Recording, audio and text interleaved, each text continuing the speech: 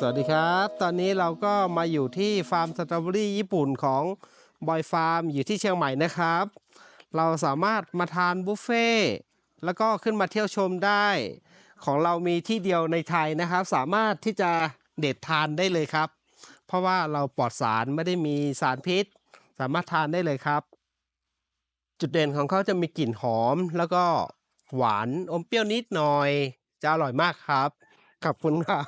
今天我要去一个地方，也是受邀去的那个地方，应该是泰国最贵的草莓园。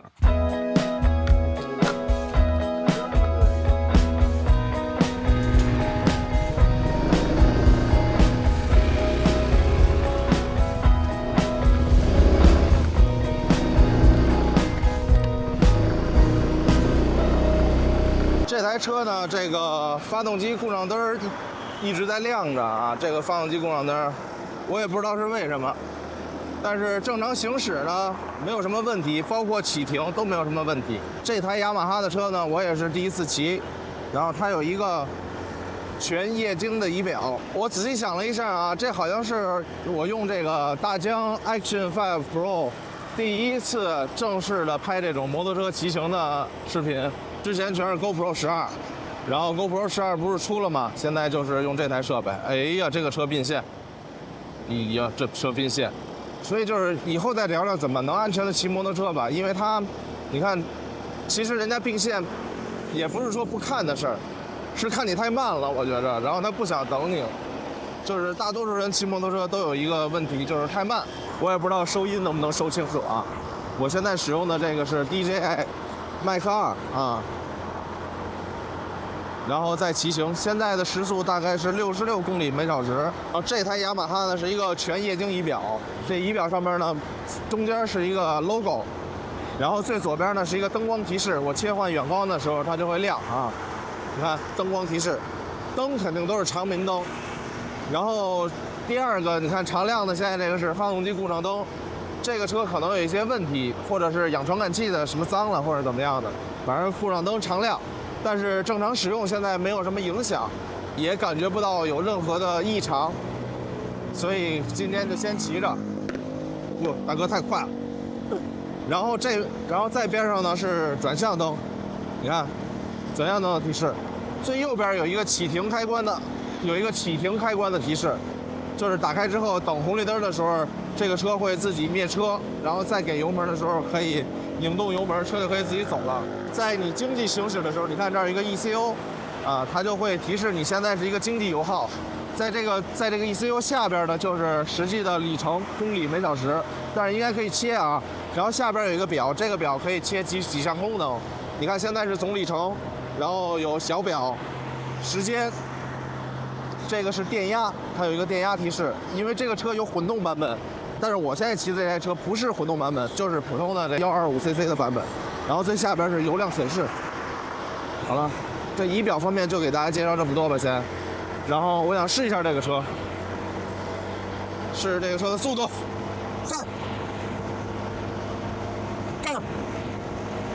怎么到80不往上走了呀？为什么到80不往上走了呀？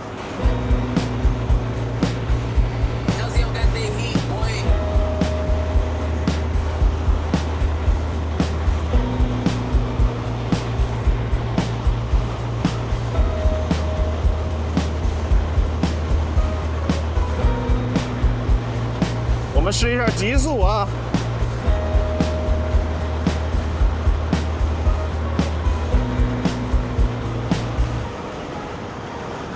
就是我就默认到92还可以，在92以后呢，我这个体重就得使劲拉。刚才已经蹦了一下93，又回来了。这个车呢比较安静，行驶起来几乎听不见这个车的任何声音，包括轮胎的声音。我刚才把胎压也调好了。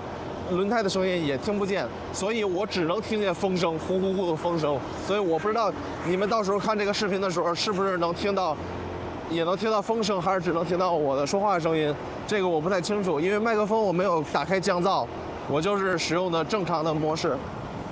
我们前面左转之后就进山了，这是蒙占山。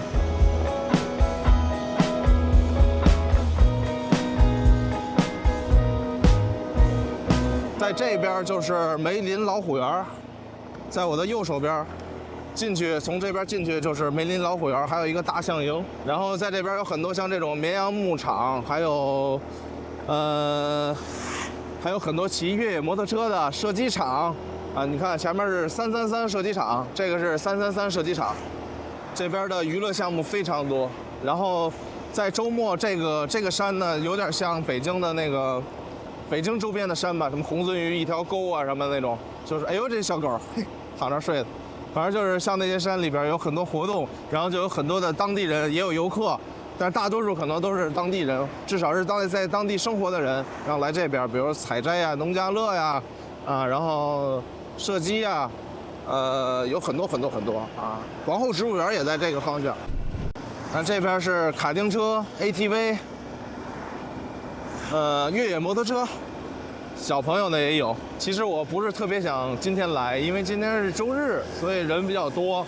但是呢，这个草莓采摘园呢也是邀请我今天来，所以呢我也就没好意思跟人家改日期，因为可能是之前来的时候那个有一些草莓呢可能没有生长出来，今天可能说的意思是今天会红一些，让我过来看一看。所以就今天来了，因为要平时这条路并没有这么多车啊。以前的视频大家也看过，我进山没有这么多车的时候，今天是比较多的。这个车是带刹车联动，就是左边呢是个刹车，是个后刹车，然后你往下捏的时候，它会自动把右边的刹车泵也顶住。我还没有看它到底是哪一种结构啊，但是它是带算是叫 CBS， 本田叫 CBS， 我不知道雅马哈叫什么。前面有卖柚子的，现在柚子多少钱了？看看柚子多少钱了？看看柚子多少钱了？橘子、橙子、西瓜、柚子，让大部队先走，然后我再走。他没写多少钱，我就别不问人家了。我现在也不买，我假装跟他们是一个车队的，都是一起的。走吧，兄弟。其实为什么骑这车上山呢？也是为了检测这个车在山上的时候。它的动力是怎么样的？真的像一个车队哈，就走的没那么齐。因为以前骑那个 Scoopy 110的时候上这个山呢，几乎就是上不动的这种感觉。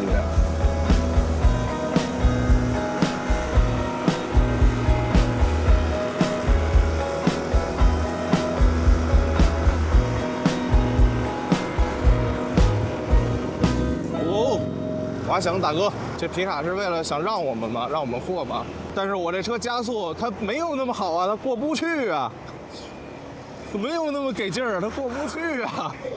虽然能上啊，在这儿就是肯定是比弯梁车那种要轻松，但是它上不去啊，它动不了啊。赶上汽车团队其实特别不舒服骑摩托车，因为这种小排量摩托车超也超不过去。你要说慢，咱又上不去了。它需要一定的惯性，然后让你再上去。但是千万别压线。刚才我短暂压一下，是为了超一下车，在安全的情况下。正常这种拐弯的时候，肯定不能压线，尽量是贴着左边走，因为你不能知道对面车是不是也压线。防御性驾驶吧，就算是。这边我超车根本就没有可能，因为这个坡比较陡。说实话，我现在时速是40，我加到50都很风险。但是它这柴油味儿太重了，哇！啥玩意儿？破，超不过去，根本超不过去。你看我前面这是啥呀？这是 ADV 160嘛，它也没卸。你要是一个佛沙或者是 XMAX， 你超我还信一下。你是一个，看，你没比我好哪儿去。我这也是雅马哈蓝星发动机，对不对？带不带可变正时气门我也不清楚，带不带这个 VVT 也不清楚，但是是吧，我也不怂，没法超啊，这地儿没法超，别跟他学，很危险。你看前面就来车了，因为周六日人太多了，要是平时走这条山上几乎就没什么车，有车也没有这么多，所以你们要来这个梅林啊、蒙占山啊、露营啊玩啊，我强烈不建议你们周六日来，节假日、周六日都不建议，车太多了。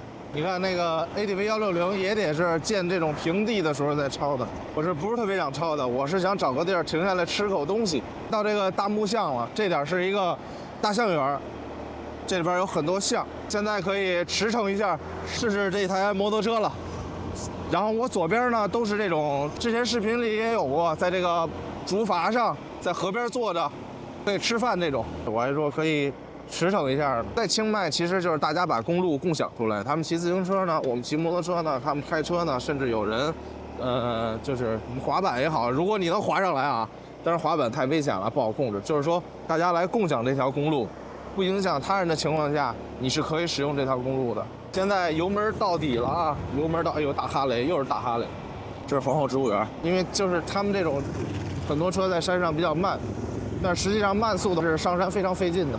你看对面下山的摩托车，他们走得非常流畅。你看我如果刚才借着一把力冲上来，那应该非常舒服。但是现在呢，就只能是完全靠发动机的扭矩。这个皮带和这个开闭盘我都觉得会冒烟，因为之前我骑 Scoopy 的时候冒过烟，还行啊，在这能跑到70。这个弯需要减一下速，看不到后边，就前后没有车的感觉，特别的爽。如果有车就很难受。其实不是想要多快，只是想要更加安全和放松一点。因为你要有车，你就不可能完全的放松，你肯定会重心老盯在这个这个车呀，就超过去啊，还是跟着走啊。像刚才有尾气熏我呀，啊这些等等等等。忘了带件衣服了，忒冷了。这边的路其实路况不是特别好，这个路上有很多裂纹。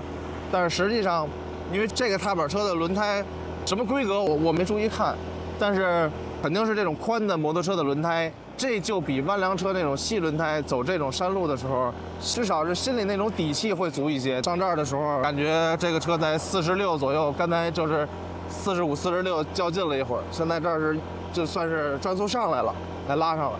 这个山里呢有很多的草莓园，这个草莓园之前我也来过，我上次是露营回来弄一身泥，上人这儿借水管子洗脚来着。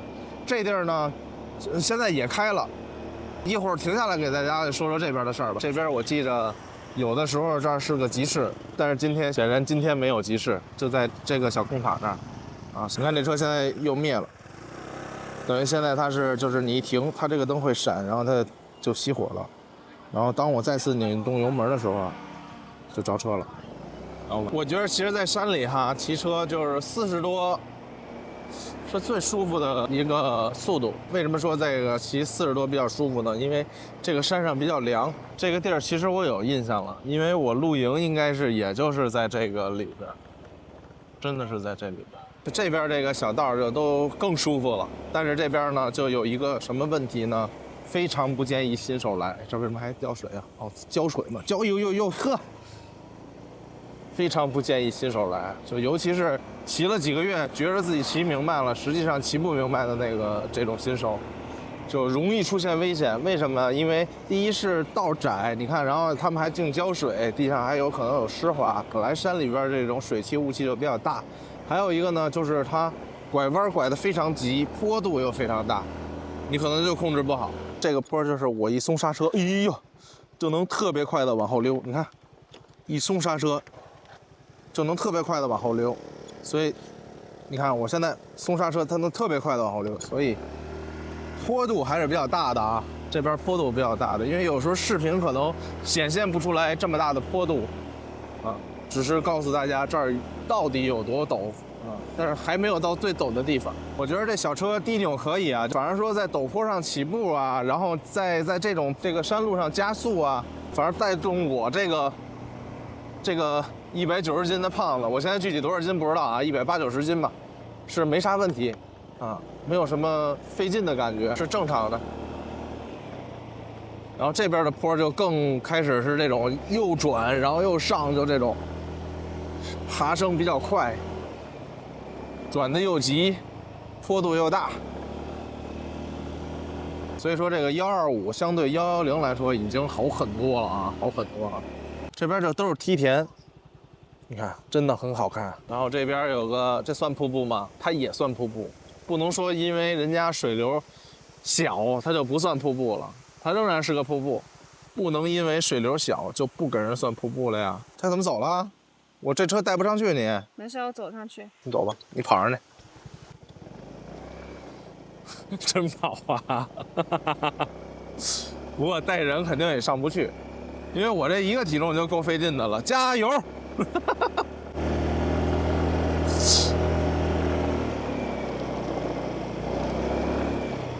你知道什么叫跑山吗？跑起来！使劲儿，快点儿！快点，快点，快点，快点！你知道什么叫跑山吗？这就叫跑山，快跑！我觉得这车可以，低扭相当足，就是上这种坡呢，不能说很有劲儿啊，就是你看我停在这儿再走，就能上。但是要是 Scoopy， 我骑 Scoopy 上不来，我骑 CT 如果停了也上不来。但是这个车的低扭是真可以，就是如果你来清迈玩呢，可以考虑一下这个车，租一个这个车，你去山上跑一跑的时候你都够用。如果你比如说还带一个朋友，那个朋友也比较轻，那也是没有什么太大问题的啊。因为我一个人的体重就非常沉了。我们现在前边右手边这些大棚可能还看不太清楚啊，再往前点，就是右手边现在能看到的大棚，就是草莓大棚。就这些，都是草莓大棚。走这种路的时候，就这种踏板车，尤其是这种越宽的轮胎，我感觉在这儿就越费劲。这时候就怀念我的 CT 了。如果走这种路的时候，哎，就游刃有余。这种车，这种轮胎的，在这种地上，给稍微大点就容易滑倒。就反正你稍微操作不慎吧。这个时候开 ADV 啊、越野车呀都挺好的，但是就是骑这个就感觉比较难受。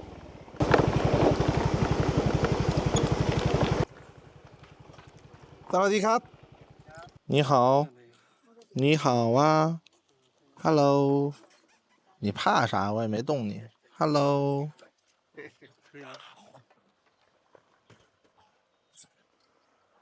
哦，现在这个大疆说我上升了207米，就是在我这一次开机22分钟的时间里，我上升了海拔207米。本来今天是想拍这个 Fazio 的白嫖回忆录，来感受这台我从来没骑过的踏板摩托车。它是雅马哈的一台 125cc 的风冷发动机的摩托车。结果呢，我接到了一个邀请。这个地方呢，它在这边呢是在梅林的蒙占山里边是种草莓，但是它的草莓呢跟别人的草莓可能有点不太一样。我举一个简单的价格差距，你可能就能知道它的差距有多大了。为什么我说它是泰国最贵的草莓？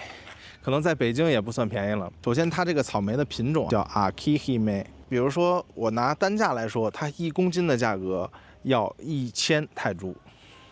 因为泰国的草莓价格都不低，正常的草莓价格大概是在500泰铢1公斤，这边要1000，相当于翻了1倍。如果采摘的话呢，这边采摘自助，也就是说你成年人进来采摘，在这边可以在这个棚里边随便吃，但不可以带走，价格是599铢，大概是45分钟到1小时。其他的采摘员呢，基本上是收40铢，所以这个差距真的非常非常的大。那就让我们一起看看这个草莓到底是怎么回事吧。因为我感觉这个草莓呢，从它的整个的种植，然后到养护，还有一些日常的管理上，我觉得跟其他的在清迈的草莓园来说哈，至少是有明显的差距。首先你可以看到外边这些大棚，在其他的草莓园呢都是一个露天去养殖的一个状态，然后他们会用一些比如说是芭蕉叶啊或者什么来覆盖那个土，因为草莓不需要很强的阳光，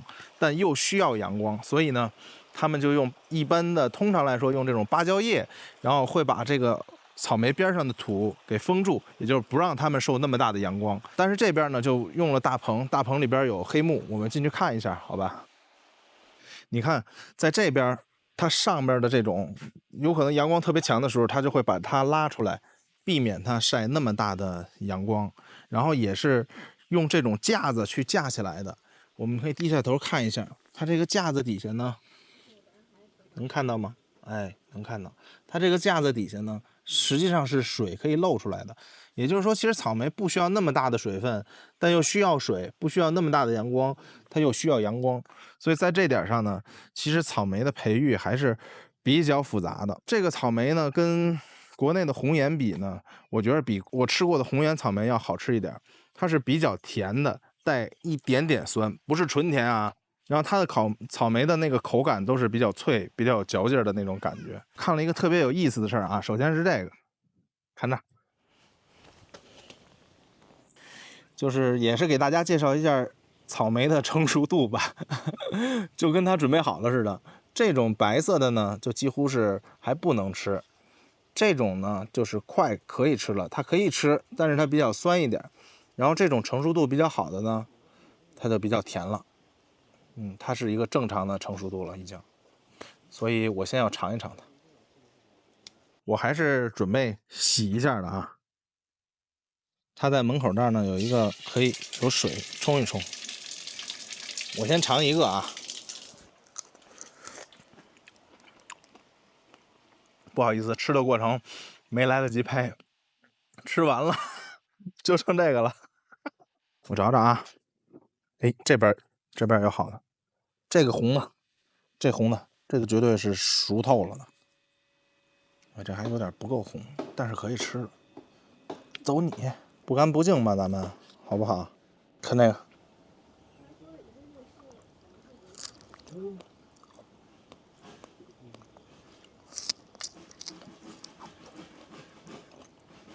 还是比较脆的那种口感。它的体积大小呢，大多数也就是跟我刚才拿的这个吃的这一个一样大了，没有巨大个那种。然后它的草莓形状呢都比较好看，就是你印象中那个草莓的形状。比如让你画个画，画个草莓什么样，你肯定就会画成这种形状。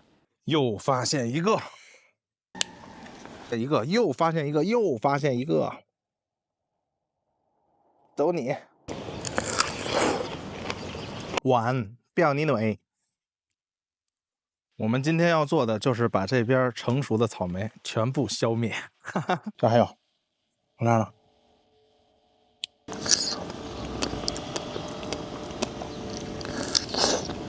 我要不吃2公斤，我都觉得对不起我自己。哇塞，你摘了这么多，我都是随摘随吃。哇，确实可以哈。这种啊，这种长畸形的不是好的，不是好的那种，所以我就不吃不就完了吗？这个也行。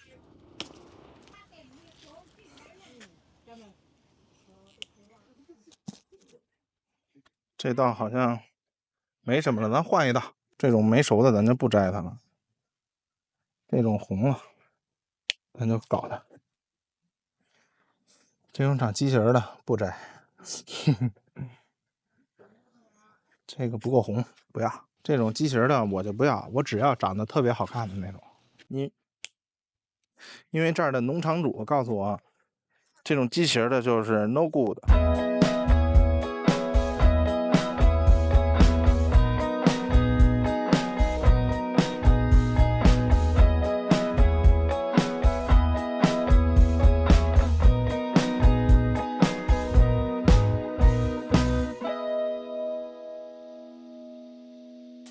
一开始一个一个摘吧，太累了，所以就整了一盒，整了这么一盒草莓。